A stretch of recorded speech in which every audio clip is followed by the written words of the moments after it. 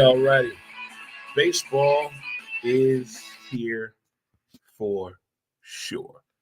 Baseball is here, kids, and welcome to St. Louis Organics presents Who's to Blame? The podcast. I'm your host, Dre Montez, and it's this way back Wednesday edition of the show, episode 482. And due to the fact that it's the start of baseball season, thank you for ending the lockout after 99 days. We do appreciate that, but we're kicking off the season tomorrow. And as a St. Louis Cardinal fan, I tell you, I'm really excited. I know tomorrow's going to be a long day, but guess what?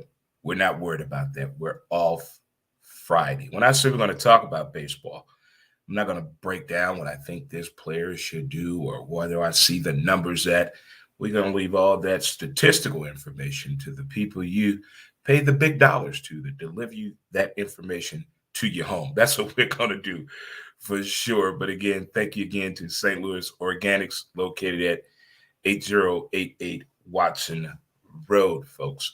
If it's your first time tuning in, thank you so much. There's several ways you can follow the podcast. We have a page on Facebook, Who's to Blame, Instagram, Who's to Blame the Podcast, Twitter at W2B Dre Montez, as well as YouTube Dre Montez. And we're putting up little nice videos in a sports entertainment friendly way on TikTok, and that's Dre Montez 63. No crate challenge, no new dance off challenge, none of that stuff. Just, the regular things that we as sports fans try to enjoy, whether we're with friends and family or we're alone. That's what we're trying to share on TikTok. But more importantly, high fives out there to you, chest bumping it, hug it out for everybody. Good vibes everywhere, to the people, by the people, of the people. And I just got back off an amazing trip from Oklahoma City. So I want to give a wave to the people of Oklahoma City. How y'all doing? I really had a good time there. Good people. I'll be back. Shout out again to Tim and therapist Sarah, and Miss Heather and Robert. Went there for a 50th birthday party and a 40th birthday party, and what a blast again. Shout out to Tim and therapist Sarah, Robert and Heather. You people were amazing. The hospitality that I had was impeccable. Again, happy belated birthday to my little sister. You go, girl. Old softball teammate, CJ, happy birthday to you, my man. And if you're celebrating the anniversary, shout out to my cousin Jody, Arkansas in the building, as well as the Navy. Happy anniversary to you, cuz. If you're in a relationship and you have double digits, you deserve it. You deserve it. Don't forget to visit the website today. That way you can get a complete list of the sponsors that help out with our live stream as well that we do on Monday, Wednesday, and Friday at 11 a.m. Central Standard Time. You can catch that on our Dre Montez page on Facebook, as well as our YouTube page and our Twitter page. You can check that out. It's a show called Montez at Midday. Check that out. But by visiting the website, DreMontez.com, you get a complete list of all the sponsors. And on our live streams, we share other sponsors that we have as well. Shout out to Oklahoma right there. CertaPro Painters, serving your Oklahoma City and surrounding towns. Reach on out to them. There it is right there. So as always, you can keep up with the show and stay acclimated with the show. Now we know it's baseball season in this town. We're excited for several things. But number one, I think it's the start. There's no drama. And we got Albert Pujols back. That right there makes me excited. And opening day makes me very, very excited. That noise is the bobblehead gnome of Willie McGee. That one of the listeners that I met on my show, we got to having a connection on Twitter, and he saw my bobblehead collection in the background of the show a few times and reached out to me and Said, you mind if I send you something? Not at all, buddy. And lo and behold, I got a Willie McGee. No, look at there. I mean, you can't put a price on the experience of meeting strangers through the world of sports. And it continues to be that way. I have like several connections I have like that, but it's not about that today, kids. It's about baseball season. And I don't know who your team is, what your affiliation is with, but I'm not the type of fan where I think my team is going to win every series. It's a long season. It's 162 games. Now the conspiracy theory people think baseball doesn't start until after the All-Star break. But for us simple-minded folk, our purists, the ones who still believe in the simplicity of the game, I do believe this may be our most challenging season ever as this new order of baseball is in now. I mean, there's no more shift. The DH is in the National League, and the pitcher and the catcher both wear electronic devices to take away from we know who trash can World Series winners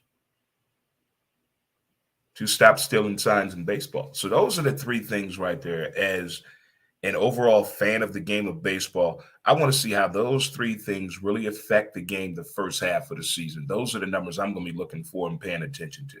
I really want to see how this is going to affect the game of baseball. Is it going to bring more people there? It's going to make you second guess it.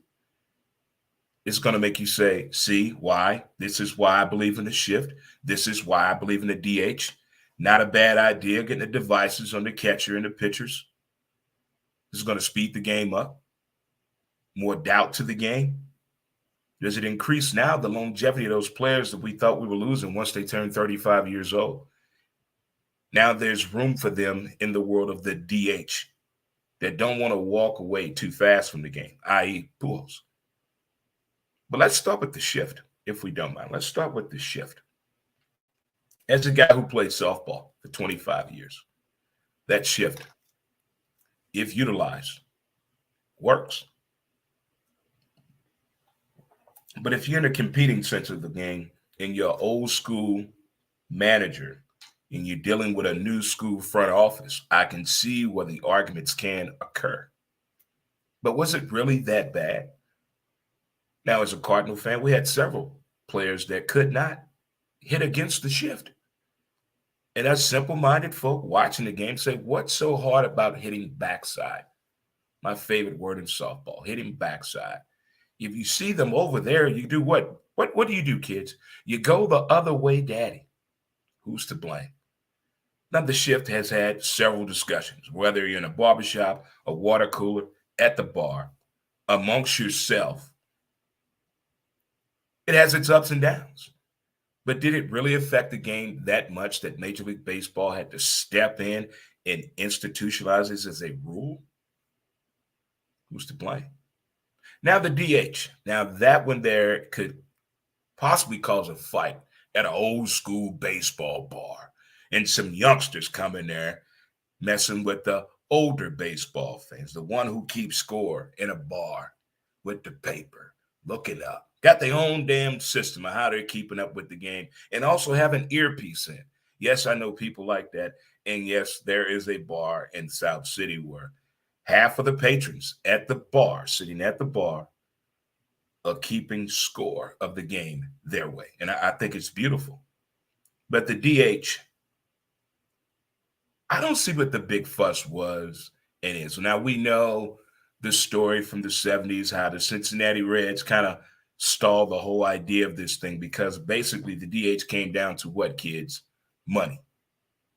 Everything comes down to money. We know that. Somebody's going to make some money and somebody's going to lose some money.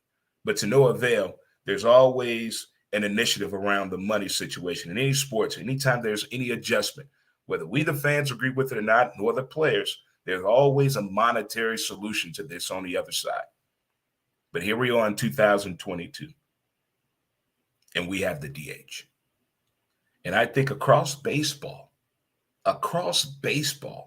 there should be a special moment of the first time all of us in a National League ballpark, watching our home team, and the first DH batter comes up to bat, standing ovation. That should be written in the laws. That should be right there. This is going to be a special moment in baseball. Special moment. I mean, the lights came on in Wrigley. That was mesmerizing the way they captured that game. Who had have thought that? Whoever. The All-Star game, I may get emotional. Field of Dreams. Come on. Who saw that coming? This could be one of those moments if done the right way throughout Major League Baseball. Could be one of those moments right there for sure. Now, the other situation that we have is the device that the catcher is wearing on his wrist and the pitcher has attached to his baseball hat. It's a listening device. There's a pre-recorded voice, so you can adjust the voice. Whatever you may do to communicate to your pitcher, there's a language barrier on there as well. So this could work very well. And it's also giving, I do believe the second baseman and shortstop as well have devices with them too. But will this help baseball? Will this really bother you? What about the pitchers that are so used to communicating that way? Now we got to make an adjustment of not communicating the way we used to, all because of the trash can people. Bang, bang, boop, boop, show me your tattoo people. They really did affect the game. I'm not going that far as Brian Cashman talking about the reason the Yankees ain't made it no damn worse because what the bang, bang, trash can, show me your tattoo people did. I can't go that far. I can't go that far. You have way too much money. You have utilization to things that the average ball club doesn't have. So I can't go that far. But those are the three things I really want to see how it affects the game of baseball. How's it going to go over with the people, by the people, of the people, known as the fans? Now we have the shift, the DH in the National League, and the device that the catcher and the pitcher, and I believe the second baseman and shortstop all will be a part of. Now we know about the extra inning rule they tried to run on second base. I guess now we're going back to the old school situation here, so to speak. Well, I guess, as they say in any Denzel movie, but my favorite, Man on Fire, time will tell. Time will tell. Now on to your baseball Cardinals, as they're called, the baseball Cardinals. On to these people. Any baseball movie that you have ever seen, especially the ones where the movie's about a home team and you have this love-hate relationship with. I mean, it's one of those situations like, and it starts at a young age. Starts at a very young age. You become a part of the family. You become institutionalized with them. And you think your opinion matters. You do the head nod when you see the opening day lineup. All the acquisitions that they made, the transactions, we do head nod. We're putting our hand on our temple. We're talking to other people. How does this team really feel? It's like in the movie Major League when they're getting ready for the Cleveland Indians season. All the people are talking at the diner, the grounds crew, the people that work around the ballpark, in transportation. An article you saw in the paper about the upcoming season, it gets the people going. And we really have opinions and a debate and a breakdown on what we think this team should do when it comes to starting the season. And it's so funny to talk to everybody that has an opinion, from the manager to the lineup to the batting order. It got so bad one year to the uniforms. But in this town and across any city that really puts it into it for their baseball team, whether you won or not, anybody can agree with that conversation. You believe you're part of this whole thing called opening day, like the team is waiting on you to get there, whether it's to see the Clydesdale, whether to see all the former Cardinals in those jackets. Oh. Then we got to have the memorandum of the Cardinal players that we lost, that sad moment of the game. But then they have a way of cheering us up by bringing out today's team. And now we have Pujols back. El Hombre is back. Number 5 is alive. My favorite baseball player plays for my favorite baseball team, which in the city I live. That is amazing. That is phenomenal. Now, when it comes to this team, it's like any ball club. Pitching matters. RBIs, scoring with 2 outs, and minimizing the errors.